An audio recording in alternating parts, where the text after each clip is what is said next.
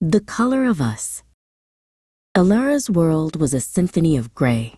The towering buildings, the sterile classrooms, even the sky was a flat, unchanging shade. Color was a myth, a whisper from a forgotten time, confined to the dusty pages of forbidden books. Her life was a series of straight lines and sharp angles, a carefully constructed existence within the Institute, where order was the only virtue. Then he arrived, Kyle. He was a splash of dissonance in their monochrome world.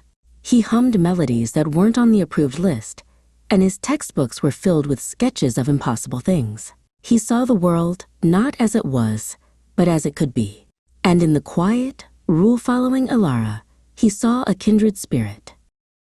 One afternoon, Kale led Alara to a forgotten corner of the city, a crack in the concrete perfection.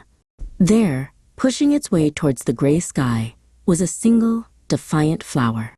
It was a shade of red so vibrant, so alive. It stole Alara's breath away.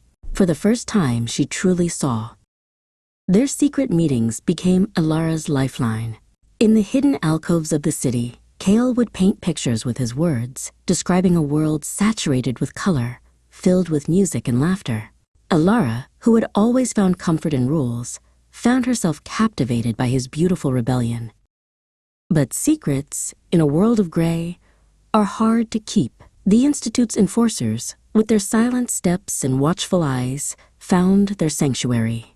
They saw the red flower not as a thing of beauty, but as a flaw, a disruption to their perfect, colorless order.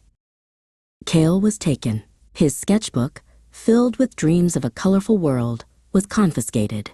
Alara was left alone in the suffocating gray, but the memory of the red flower and the warmth of Kale's hand in hers was a fire that could not be extinguished. She would not let them erase him. It started with a hum, a snatch of a melody Kale had taught her. Then, with a stolen piece of red chalk, she drew a small, defiant flower on the inside of her wrist, a secret promise to herself and to him. A classmate saw the flower and, in a hushed whisper, recited a line from a forbidden poem. A guard, hearing Alara's humming, hesitated for a moment before turning away, a flicker of something new in his eyes. The seeds of rebellion, sown in love, were beginning to take root. The whispers grew into a chorus, the secret symbols into a vibrant tapestry.